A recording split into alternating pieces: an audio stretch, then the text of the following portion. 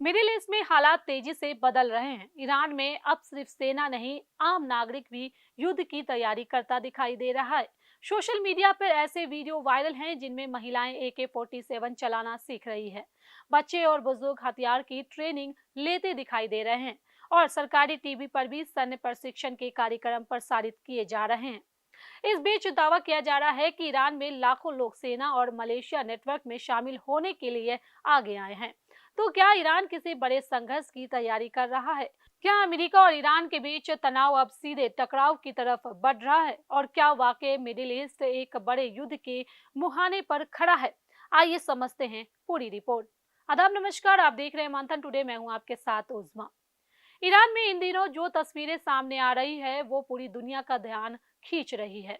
Tehran की सड़कों से लेकर मस्जिदों और ट्रेनिंग सेंटर तक हर जगह सैन्य तैयारी जैसा माहौल दिखाई दे रहा है। कई वीडियो में युवा लड़कियां AK-47 असॉल्ट राइफल को खोलना, जोड़ना और लोड करना सीखती दिखाई दे रही हैं। कहीं बुजुर्ग हथियार पकड़ने की ट्रेनिंग ले रहे हैं तो कहीं छोटे छोटे बच्चे निशाना लगाना सीखते दिखाई दे रहे हैं।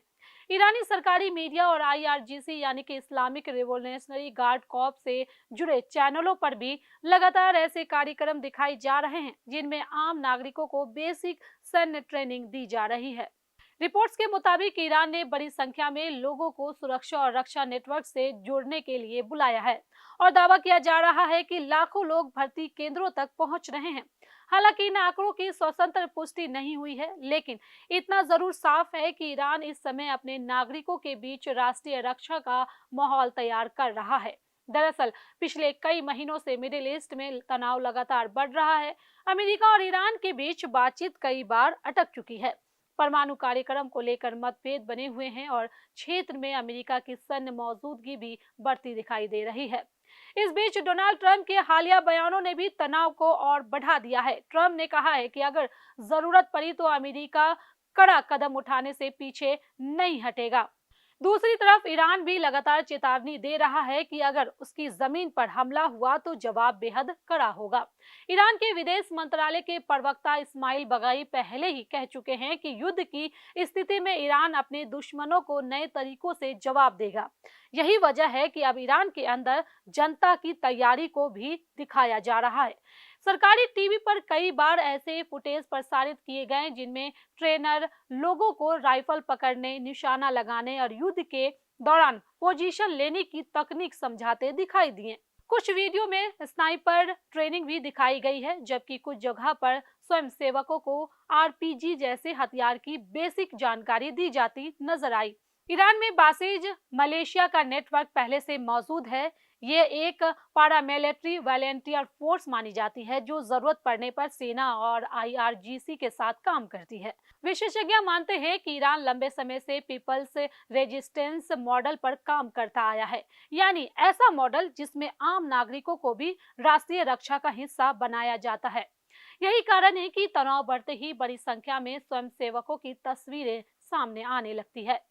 हालांकि ये भी समझना जरूरी है कि सोशल मीडिया पर वायरल हर वीडियो की पुष्टि नहीं हो पाती है। कई दावे बढ़ा चढ़ाकर भी पेश किए जाते हैं, लेकिन इतना तय है कि ईरान इस समय अपने लोगों को एक संदेश देना चाहता है कि अगर संघर्ष बढ़ता है तो सिर्फ सेना ही नहीं बल्कि आम नागरिक भी देश के साथ खड़े रहेंगे। इस बीच अमेरिका ने भी मिडिल ईस्ट में अपनी सैन्य गतिविधियां बढ़ाई है।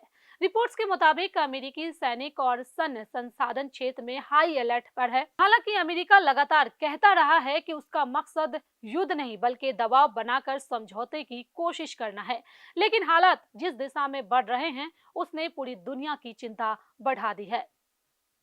क्योंकि अगर अमेरिका और ईरान के बीच सीधा टकराव होता है तो उसका असर सिर्फ दो देशों तक सीमित नहीं रहेगा, पूरी मिडिल ईस्ट इसकी चपेट में आ सकता है।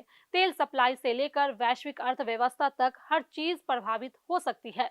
फिलहाल ईरान में जो माहौल दिखाई दे रहा है वो यही संकेत देता है कि देश संभावित संकट के लिए मानसिक और सामरिक दोनों स्तर पर तैयारी कर रहा है। और अब दुनिया की नजर इस बात पर टिकी है कि क्या तनाव बातचीत से कम होगा या फिर मिडिल ईस्ट एक और बड़े संघर्ष की तरफ बढ़ रहा है।